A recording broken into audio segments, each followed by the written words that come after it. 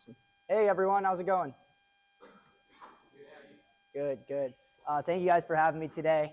Today we're going to be talking about live deepfakes and how they're being used to break modern verification mechanisms, and kind of talk through the deepfake landscape today, where things are going, how these types of attacks have been used in the past, and how we anticipate they'll be used in the future. Let me get the, there we go. Just a little bit of an introduction on myself. My name is Paul Vann. I'm the CTO and co-founder at Validiti. We are a deepfake cybersecurity startup focused on identity validation in communication channels. I have 10 years in the cybersecurity industry. I've spanned across threat intelligence, threat hunting, EDR, XDR. I spent some time over at Cybersecurity about a year or two ago, Threat Connect in the past. And so I've kind of, what I'd like to say, followed a path of emerging technology in the cyberspace. I hail from the Northern Virginia area, so made the drive down earlier this morning, which was pretty long. But excited to be here, excited to share this with you guys, and please feel free to ask any questions throughout the talk. What part of Virginia? Fredericksburg. Fredericksburg. Yeah, right between Richmond and Washington, D.C. Awesome. Well, to kick things off, I wanted to start by just introing the rising threat of deepfakes and where people see this threat today, how it's being interpreted, and where we're seeing this throughout the world. Over the last few years, we've seen a massive increase in AI-powered fraud across the world. We're seeing a lot of it happen in the APAC regions, and we're starting to see this move into the US regions as well. We're also starting to see detection companies spring up, some being like ourselves, trying to tackle this problem. But frankly, it's a very new problem space. No one knows what the right solution is yet. And there's a lot of different ways to tackle it. You can put something on device. You can do in-conference or in-call verification. And the other thing is that business leaders are perceiving pretty much all aspects of AI impersonation, whether it be voice cloning, live video, or just impersonation in static videos online, as a major threat. Again, I'll get into some of the attacks that we've seen thus far, but people are starting to interpret this as a threat. And one of the organizations that we've talked to has even gone as far as to set up multi-factor for their video conferencing meetings inside of the meeting. When people join the meeting, they get put into a breakout room. When they get in that breakout room, they fill out a multi-factor code, and then the admin has to verify and let them in. It's very frictionful. And so deepfakes are causing a lot of problems. People are concerned, and we'll get into how those manifest themselves today. My objectives for today, I want you guys to be able to learn a little bit about what a deepfake is, how they manifest themselves, how we've seen them in today's modern environment. There's a lot of different types of deepfakes out there. There's a lot of different ways that they are created today. And there's also a lot of different ways they're used. So there's a lot of stuff to tackle there. We'll also get into live deepfakes and exploiting FaceTime to use them. One thing I'll open with is a few of our customers that we've talked to when we first started talking to them told us that when they don't know if they're talking to their employee or someone they work with, they'll give them a FaceTime call. And that led us to kind of take a look at how can we break FaceTime, how can we get a deepfake on there, and we'll talk about how we did that today as well. And finally, I want everyone to take something away on how to protect yourself against this. One of the most important things, frankly, in this space is that the deepfakes are so new, and a lot of people don't know what they look like, how they pop up, and being able to just spot and identify those in at least some meaningful way is incredibly important. So let's jump right into understanding the deepfake landscape today. What is a deepfake? So in this section, we're going to walk through a couple different types of deepfakes and some of the tools that are commonly used that you guys can all use actually at home to create some similar ones. The first one is lip sync videos. Now, I started with lip sync videos because these are the ones that have been around the longest, and these are the ones that tend to be the ones you see on social media or the ones that you're seeing in some of these more political disinformation, misinformation campaigns. A lip sync video takes an initial video of an individual, takes an audio sample, whether it be just someone else talking or a deepfake audio sample, and matches that person's face to make it look like their lips are saying those things. Now, this is incredibly dangerous because you can take something like this video of myself here, and you can instantly throw any audio or any voice or anything you want me to say in that scenario, especially with the wide use and wide availability of audio cloning and voice cloning. And I think one thing that's pretty important to note too that we've recently realized with lip sync deepfakes is in the past, you needed a video sample of somebody to then create this lip sync deepfake. However, now you can take someone's LinkedIn profile picture, turn it into a video, a very highly realistic one to be quite honest, and throw someone else's voice on it or that person's voice. And so they're incredibly dangerous. We're not seeing these as much in the live scenarios. Again, these are ones that you'll see on social media. A great example of an attack or a simulation attack that we've run is sending an email to employees of a company with a lip sync deepfake of their CEO, trying to get them to go to a new link that is a part of the organization, having them type in their password and username. One of the more traditional forms of attacks, but with a little bit of pushing as well. And so here's an example I actually used in my first FaceTime deepfake example, where I gave my co-founder a call and just basically told him I was changing my phone number, I got a new one, and listed it out here. And this is both deepfake audio and lip sync. Hey, Justin, sorry for the bad service here. I got the new iPhone 15, which is super cool, and had to switch over my number. My new number is +1 123 456 7890 on WhatsApp. Let's chat there. Hey, Justin. Oh, sorry. So the point of all of this being, this took me 15 seconds of my voice to create that audio clone. I just needed 15 seconds from a talk in the past. And I didn't even use a video for this. I used a static image of myself, put it through a model, generated a video, and then attached this on top. And so it's really scary. Again, you're not seeing them used as much in the live scenarios. However, we are starting to see some companies in the space start to create real live versions of these clones, which some people are using to look like they're working. Some people are using for attacks. So a lot of different use cases there. The next one, and the one that I think is one of the most important to talk about today, especially with FaceTime deepfakes, is real-time face swapping. This is one that's a little bit newer in the space. We've seen things in the past like Snapchat filters that enable you to face swap with someone, but those are highly unrealistic. They're taking a version of someone's face and just kind of stretching it across yours on an image. Some of the new real-time deepfake models and tools that have been released, open source and publicly, are very high quality and require not a super significant system. I'll show an example today, and I'm running this on a 3-year-old gaming laptop. And buying any sort of GPU server or anything with a little bit of power can get you a really high quality deepfake. And so I'll show this example here and also hit on a little bit how it was created after we go. So if you guys are familiar with the show The Boys, you'll recognize the actor on the right. But this is a real-time deepfake of an individual. The left is the original, the right being the deepfake. And I think this sample right here, and I'll pause, is super important to show, because these deepfake samples have actually been, or these deepfake algorithms and models are now able to interpret different lighting and face movements, which is not something that they've always been able to do. And it's starting to cause some of that confusion and allow some of these attacks start to occur. And I think another important thing to hit on that we'll get into as we take a look at some of these is that they're only improving and new features are being added to these as adversaries start to realize, hey, I need this, I need this. And we've actually watched this progression happen as we've seen comments on these tools online. One other thing as well that you'll probably notice right here is that this does not require a video of an individual. It doesn't require multiple photos. It requires one image of their face. A LinkedIn profile picture could be enough. An Instagram photo could be enough. Whatever it may be, any one photo of you on the internet could be used to create one of these highly realistic clones. The next one I'll hit on is a little less pertinent to communication channels, but I think it's still important to mention, is generative AI image creation.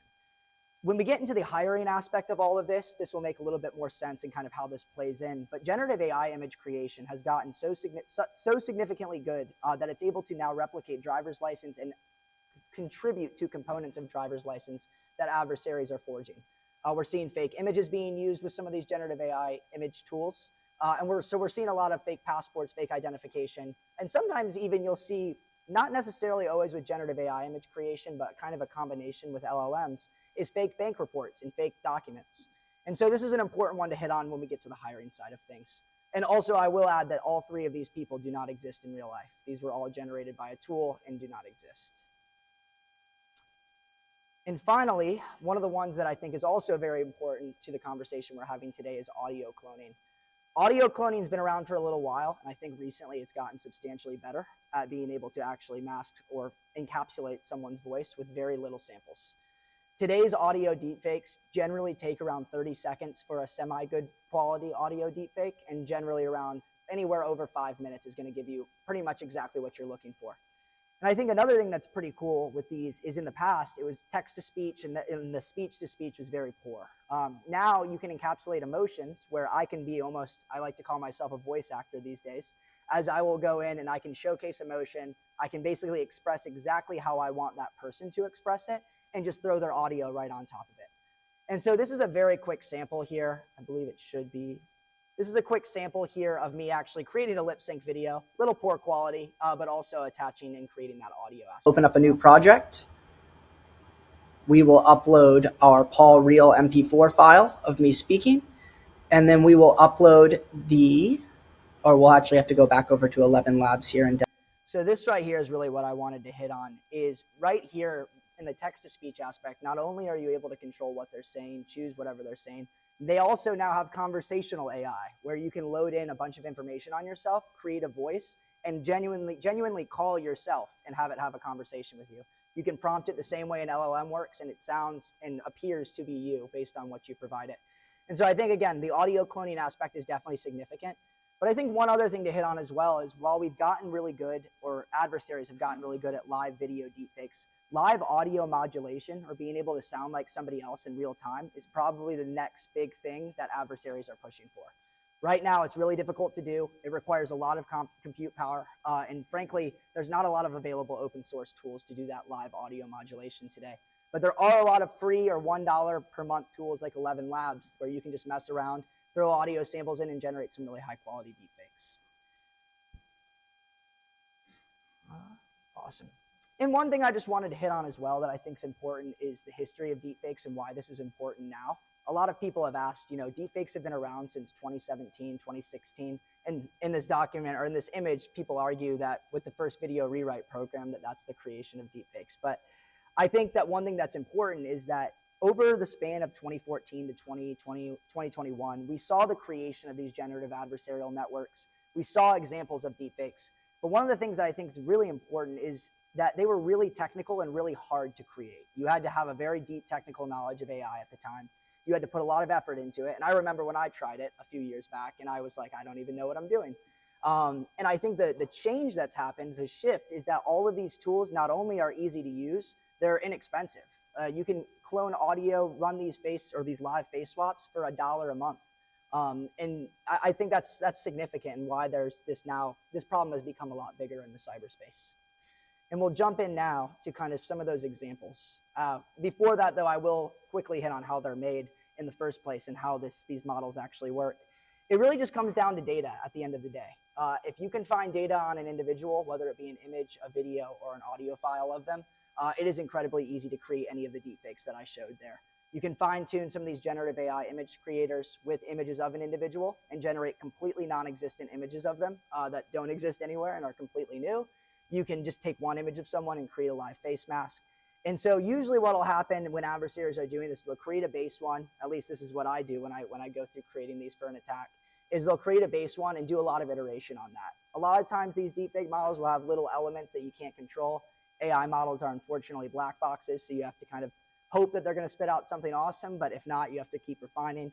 And so, but they're very easy to make, very quick, and really what it comes down to at the end of the day is how much training data can I get on you? The more I have, the better I'm going to be able to create a deepfake of you. Now let's chat about the business impact of deepfakes and where this plays into the cyberspace and the threat that exists today. According to Deloitte, losses from deepfakes are expected to grow 36% year over year, which is incredibly significant. We've seen this year, I'm sure maybe you guys have seen some of this in the news as well. We've seen a $25 million wire fraud loss. We've seen a cybersecurity company, which I'll mention later in this slide deck, hire an individual that was using a deepfake. We've seen recently, actually, we talked to a GSIB, globally significant bank, and heard mention that one of their high net worth clients was deepfaked on a call, and they were on this call for 15 minutes and were not able to figure out why or how that individual was on the call. And so the losses are expected to grow. The algorithms and the models are getting better. And frankly, the only way that people are identifying these today are very small slip-ups. A great example I like to use is Wiz. They just had a news article go out 2 days ago. The Wiz CEO spoke at TechCrunch and mentioned that an audio deepfake was passed to a lot of the employees of himself trying to get their credentials. And what ended up happening is, super small thing, the Wiz CEO actually said that when he speaks in public, he has speaking anxiety or public speaking anxiety. And when he talks to his employees, he doesn't. And they said, and this is in the article, this is where I found this, is that the employees were able to identify it because of the presence of that anxiety in his voice, which I think is super cool, by the way. But also, on the other hand, is very indicative that these small things are getting figured out. We've already figured out the emotion side of audio and how to remove certain aspects of that. As people start to utilize that, things are going to change. And some of the areas where this can be used, for one, is financial loss and reputational damage. Again, we've seen fraudulent wires being sent out of an organization. And one of the toughest parts about these is if somebody gets on a call with an individual, we saw this in Hong Kong actually, an individual got on a call with 5 people he believed to be his coworkers. One was the CFO, I believe one was his boss as well. And they were all deepfakes, and they convinced him to send that money out of the organization. We've seen it many times now. We've seen a lot of organizations targeted as well. And again, some of them are finding it because these AI models aren't perfect yet, but they will be. And that's really the problem that we're targeting today. As well, loss of business opportunities online. We see things like being pushed out. We saw, what's the company? It is, there was a large pharmaceutical company last year. It wasn't even a deepfake that was used actually. But when Elon Musk released verified Twitter accounts that you could pay for, somebody created an Eli Lilly fake Twitter account and posted insulin's now free. And it caused their stock to tank for at least that day. And now imagine if a deepfake with a press conference of the CEO went out. There's a lot more that you have to go fall back on and convince people that wasn't our CEO, insulin is not free. And so financial losses can definitely be big. And I think also another big thing is operational disruption. If you have someone within your organization that you don't trust or that shouldn't be there in your communication channels and your video conferencing platforms on phone calls, that can really cause a lot of not only stress, but also cause a lot of potential issues. And without any way of identifying them or verifying them, you're constantly, asking yourself, is that actually Paul? Is that actually the guy I work with every day? Am I on the right Zoom link? And it really makes people start to think and create this erosion of trust in digital communications. And I think just for a couple case studies here, funny enough, this one did not use a deepfake, but I think that's why it's important to show is one of the biggest attacks of I believe it was last year, was the MGM ransomware attack. It was all over the news. It caused a major disruption for both MGM and I believe Caesars got targeted as well. But on the MGM side of things, there's a lot that they did once they got in, but the long story short is that the way they got in was by using voice phishing. They called an IT admin and they convinced them to reset their octacodes. As soon as the octacodes were reset, they were able to get in, configure new accounts under a different Okta. It was really weird, actually. There was like a separate Okta umbrella they were able to get under. But the long story short of all of this is that they used not even a deepfake.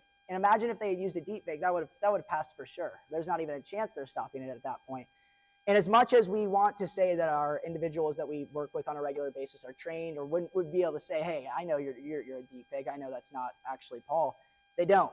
And frankly, these are so new that you really can't tell. And so training is big. Being able just to see samples of these, and we have a YouTube where we have a bunch of them. Being able just to see these deepfake samples is incredibly important.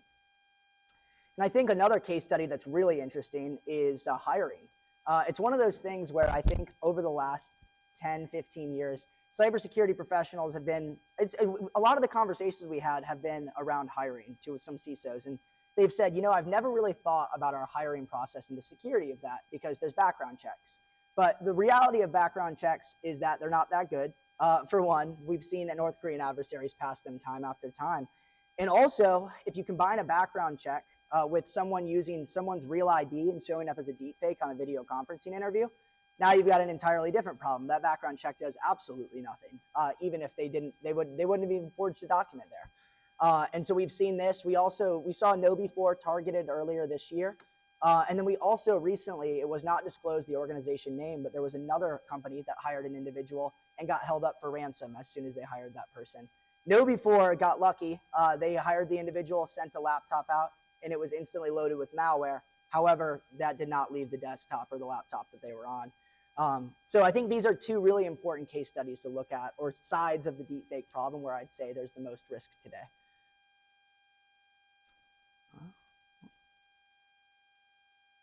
Out of curiosity, has anyone or have you guys, any of you yourself, seen a deepfake, heard about a deepfake example? There's a lot of individual examples as well, like targeting individuals, targeting family members, and not just organization, but I'm curious, show of hands if anybody's seen one themselves or received a call. Awesome. Well, if you haven't seen one yet, I hope you don't see one in your near future, but I hope you see some for some training purposes, and we'll see some here as well. Awesome. So jumping into live deepfakes and using them with FaceTime. I think the first thing we'll start off with is live deepfakes and how those actually work and how easy they are to use.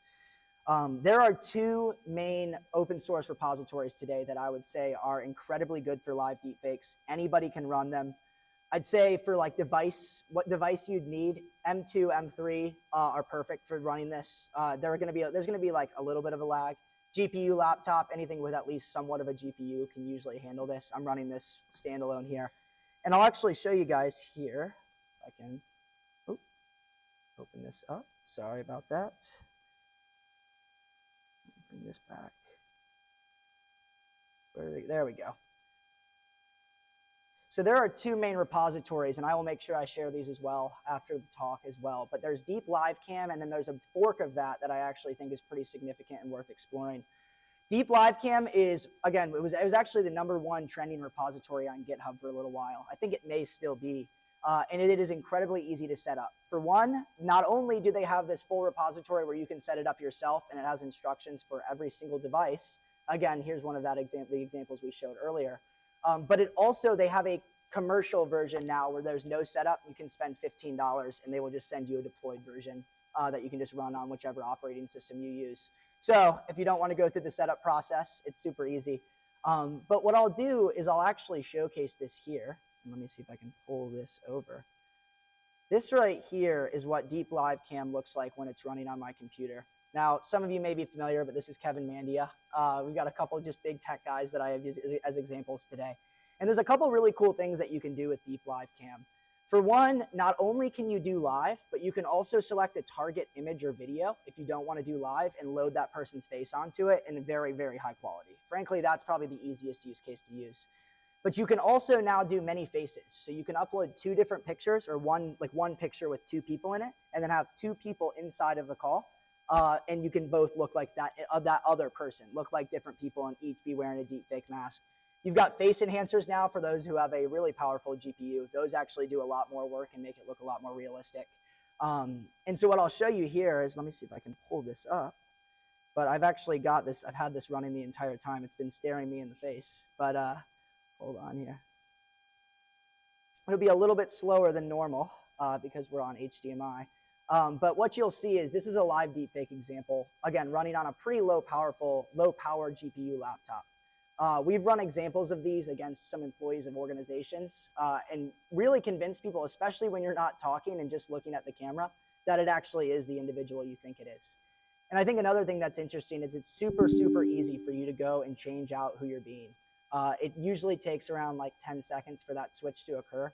If you guys are familiar, this is Alexis Ohanian, the founder of Reddit. And we will see this spin up here shortly.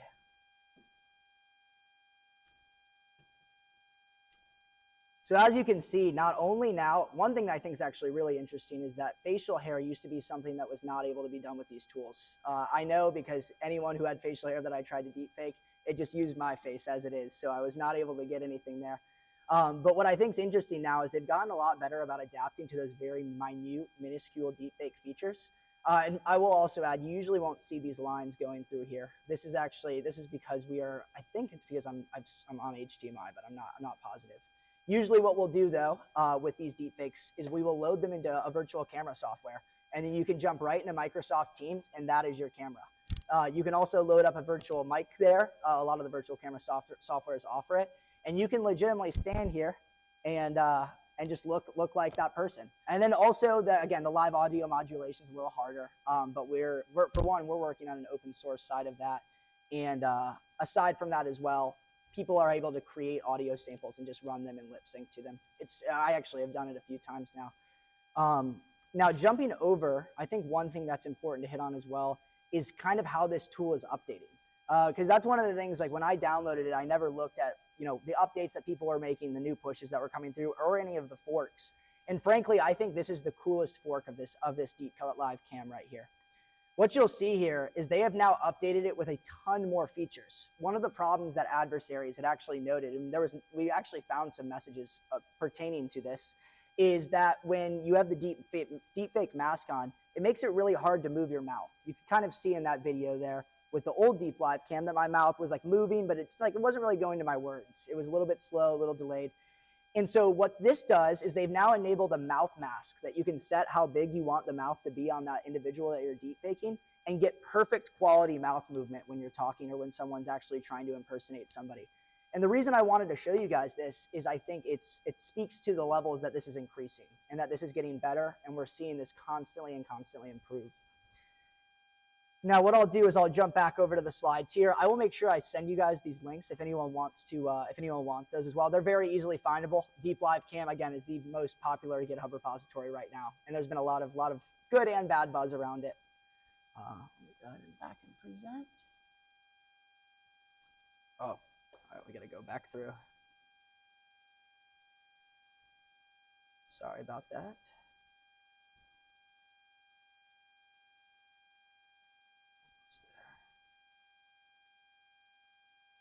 Awesome. Oh, wait, two more. Sorry about that.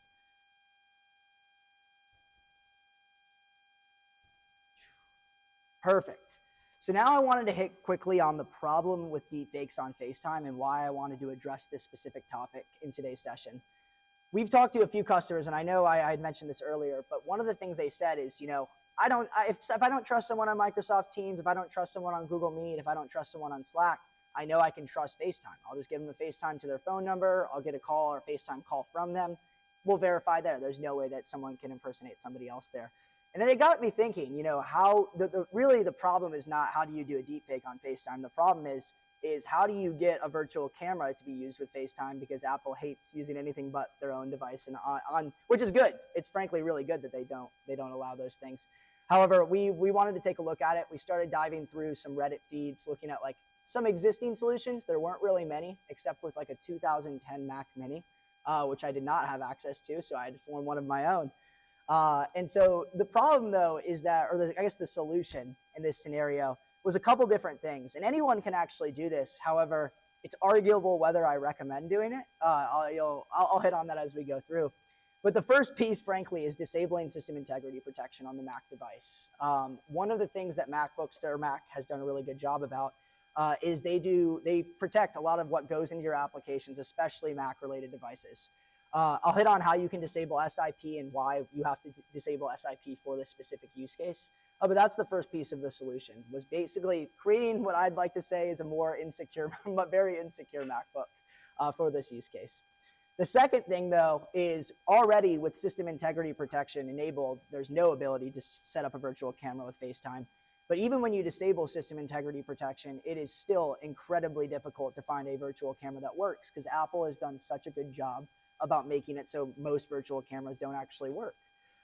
And so finding and installing a virtual camera that's not blocked by Mac involved taking a look at a lot of GitHub repositories, a lot of open source, half open source, or previously open source tools to figure out which one was going to be able to kind of get through that jump. And then the third piece is deploying a live deepfake in the correct view, or deploying any deepfake in the correct view. FaceTime's a little bit different than Zoom or Microsoft Teams, because you have the phone view, you've got the desktop view, and you kind of have to accommodate based on who you're calling and what device they're going to be picking up on. And so that's the other part with FaceTime as well. And so jumping in, for disabling system integrity protection, again, this is arguable. I don't recommend it, or at least if you guys do it, it was not recommended by me. Not because it'll do anything bad, more just because it creates a much more insecure Apple device. And if you do disable it, I'd recommend re-enabling it after you try it out. But basically, you reboot your MacBook in recovery mode, open the terminal after rebooting and run that command, and then you can reboot or restart the computer in regular mode, and you should have system integrity protection disabled. And then you can go to the FaceTime app on your Mac device, and up on the top, you can click File, or I believe it is it's Tools, I believe. And you can basically choose which camera you'd like to use or which microphone you'd like to use. And if you have a lot of virtual cameras, I think I have about 6 now, I saw all of them there. And I tried all of them, and all of them did not work. OBS was the first one, probably one of the more common virtual camera softwares. Did not work, and they were just giving me this black screen of death. So again, Mac's done a great job about stopping it. However, not a good enough job. So finding a virtual camera was the second piece. So I spent a lot of time diving again through some Reddit, feeds, and kind of looking at what other people had done in this space. And one of the solutions I found that actually worked, but I found one that worked a little bit better, is there was a GitHub repository that was a very lightweight, you had to be a little technical to deploy it, but it was this virtual camera that was not a production virtual camera. And so that one worked. However, it was really difficult to use. And I can share that link as well. But the one that I ended up landing on is a pretty popular one that I guess like was a little bit harder to get onto my Mac. At least it's a little bit of an older software, was Manycam, MANYCAM. And what I was able to do is as soon as I loaded that in, like got that set up and loaded any sample, whether it be a real video of myself, a deepfake video of myself, I was able to automatically configure the size of the video using this. I could choose how much black space to have on the side, because sometimes when you call someone on the phone, you want that black space to be there because that adds to the realism. I spent a lot of time messing around with it, but Manycam is basically how you do this. And then what you're able to do is you can load anything that you want into a virtual camera. So Manycam has a lot of options. You could choose a Chrome window if you wanted to. You could choose a Microsoft Teams call. You could choose just an image of somebody. And you can load any of that you want, and that is your FaceTime video feed in reality. And you can do the same thing with audio. They've got a microphone as well. We didn't mess around a ton with audio, but you are able to do so. And what I will do here is actually show you this example. I was planning on going through a full live demo of this, and then I realized to disable system integrity protection, I would stop sharing my screen. So here's an example though of actually showing this in practice once we get through this ad here. And this YouTube video is and I will share my slides as well on kind of how we approach this. This right here though, before I start it, is going to show me grabbing real audio and video. It's going to show me, grabbing these audio video samples, creating that deepfake that you guys saw earlier, the lip sync one of me, loading it in to the Manycam, the virtual camera, and then FaceTiming my co-founder and having that run. See that here? Actually jump here since we've seen this. There's no audio on this part. This was just grabbing a video sample. So this right here is me generating the text. Hey, Justin, sorry for the service here. Brand new audio that I can then utilize. Hey, Justin, sorry for the bad service here. I got the new iPhone 15, which is super cool, and had to switch over my number. My new number is +1 123 456 7. And then here's me loading that into Manycam as just a static file. Again, you've got a ton of different options there that you can choose from.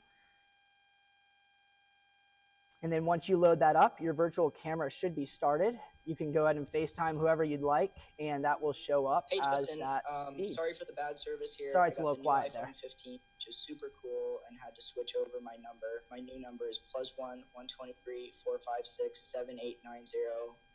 The point of all of that being, this is how we were able to kind of get this onto FaceTime. We had to mess around a lot with it. What I like to say is we didn't break anything. We just found this really niche way to kind of get through and have Apple not stop us from doing so.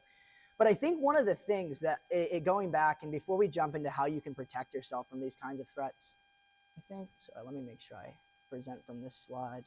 Oh, sorry guys, I lost my slides here. Disappeared on me. You know what? All right, until this comes back up, we're gonna run slideless for now. So basically the next slides are gonna be on protecting yourself. I can run through those and I'm happy to share the slides after the talk. But I think before we jumped into that, one of the things that's really important about FaceTime is same with Teams. When someone joins a Teams call or a Zoom call, they can change their name and make it whatever they wanna be. But one of the things that we've heard from customers, from people we've talked to about these FaceTime deepfakes is with FaceTime, you can't really set that. It's almost like you're calling from an iCloud email address or a phone number. And how does one trust that? How does one verify that that's how does one create some trust around there? And one of the things I think is really interesting, and I actually realized it with a scenario of myself, is one time when I was switching my phone numbers or switching my phone devices, all my FaceTime calls were coming through as my iCloud email. And whenever people would get those, my iCloud email was probably 15 characters long, and you'd only see the first 8. And when someone's FaceTiming, you don't get that whole thing, especially when they're long. And so what we've actually been able to do is if you know the target of someone you're trying to be a deepfake of on FaceTime, you can actually just take the first 8 characters of whatever the email is, make the rest of it complete gibberish or whatever you'd like, or even try and keep it as similar as possible, but you don't need to have it perfect. And that can convince people to get on calls. I've literally FaceTime people from my iCloud email. They only see the first 8 characters and they're like, oh, I knew it was you from your email. And so I think that's something important to note as well. And I think on the point of protecting yourself, there's a lot of things you can do. There's a lot of things that you can't do, unfortunately, as these are just getting to a point where they're so realistic. But some takeaways that I have for you guys today.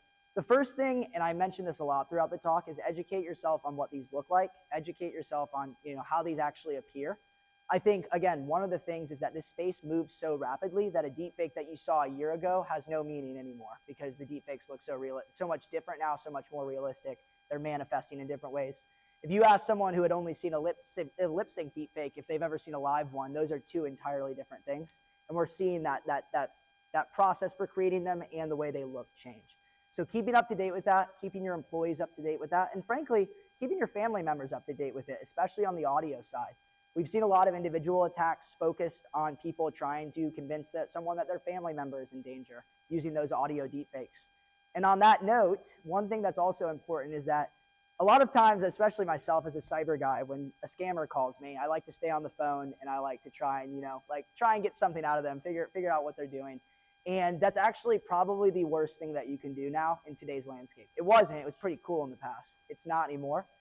Because what scammers are trying to do now is they're actually not even trying to scam you sometimes on a call. They're just trying to keep you on the line for 30 seconds and get your audio sample. Then they can create a deep fake of you and throw it right back at your wife, your mom, your son, your daughter, whatever it may be. And so be diligent about where you share your audio, where you're talking to people. Don't waste time with the scammers. They'll probably, don't let them get your voice cloned. Once they have it, they're going to use it. And I think a couple other things as well is look for discrepancies. These deepfakes aren't perfect yet. And kind of the way you should go about when you don't trust something or when you think that something may be off is always don't trust it first. Don't trust it like right out of the gate. Don't assume, this is that person, because why would it not be? Always go, don't trust them, and try and find some way to validate them.